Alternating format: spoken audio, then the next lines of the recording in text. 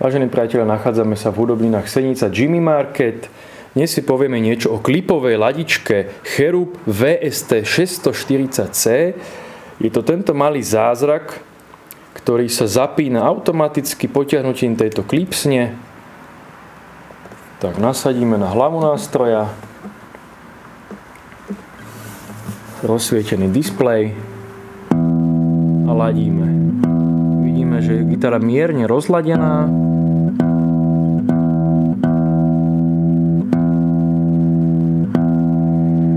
Ladička je veľmi citlivá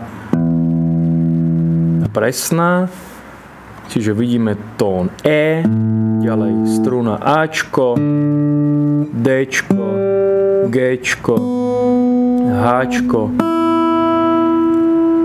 a Ečko.